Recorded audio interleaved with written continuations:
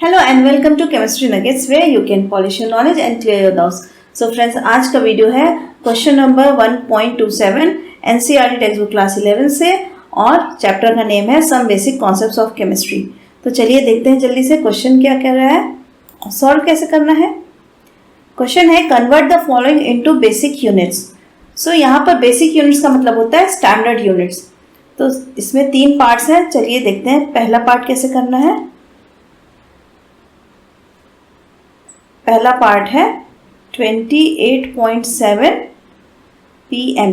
pm का मतलब होता है पिकोमीटर और ये लेंथ की एक यूनिट है।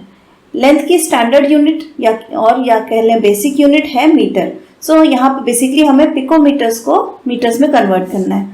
तो सबसे पहले 1 picometre is equal to 10⁻⁻12 metre होता है, ये ध्यान में रखिए। अब सीधे यूनिटरी मेथड लगाएंगे। सो 28.7 इंटू 10⁻⁻12 मीटर हम कह सकते हैं। अब हमारा आंसर आ चुका है, लेकिन हमें अपना आंसर साइंटिफिक नोटेशन में देना है। और साइंटिफिक नोटेशन का मतलब फर्स्ट डिजिट के बाद डेसिमल लगा हो और पहली डिजिट जो है वो 1 से 10 के बीच होनी चाहिए। तो इसका मतलब हमें अपना डेसिमल यहाँ से शिफ्ट करना पड़ेगा। तो हमारा बन जाएगा 2.87 और क्योंकि डेसिमल शिफ्ट हुआ है 10 की पावर लगाएंगे और क्योंकि लेफ्टवर्ड शिफ्ट हुआ है इसलिए +1, एक स्टेप लेफ्ट साइड तो +1 पावर लगा 10 में। और पहले से क्या है हमारे पास -12 और मीटर।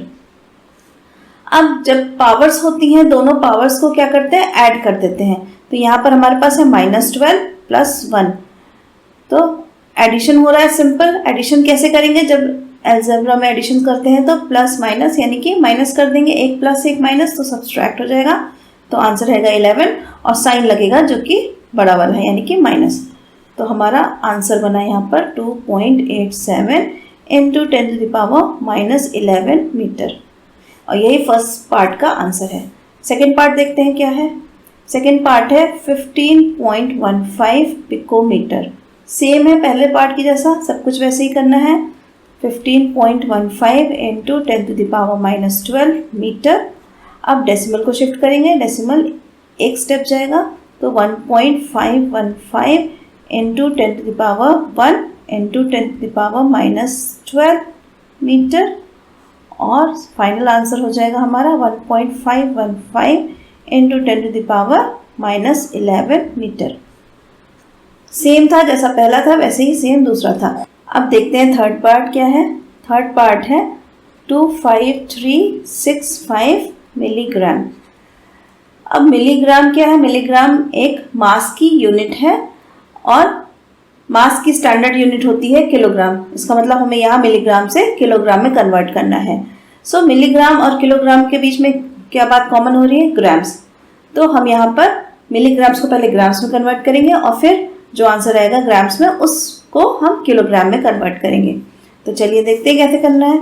अब इसके लिए हमें याद रखना पड़ेगा 1 milligram is equal to 10⁻⁻3 grams, क्योंकि पहले ग्राम्स में कन्वर्ट कर रहे हैं। तो सिंपल यूनिटरी मेथड लगाएंगे। यहाँ पर हो जाएगा 25365 इंटू 10⁻⁻3 ग्राम। अब हमारा आंसर ग्राम्स में आ चुका है, लेकिन हमें किलोग्राम्स बनाना है। तो फिर से एक चीज़ और याद रखनी है, 1 gram is equal to 10⁻⁻3 kilogram. अब फिर से हम ग्राम्स को किलोग्राम्स में बदलेंगे। तो क्या हो जाएगा यहाँ पर 25365 इंटू 10⁻⁻3 पहले से था और फिर से इंटू 10⁻⁻3 करेंगे तो ये हो जाएगा किलोग्राम्स में।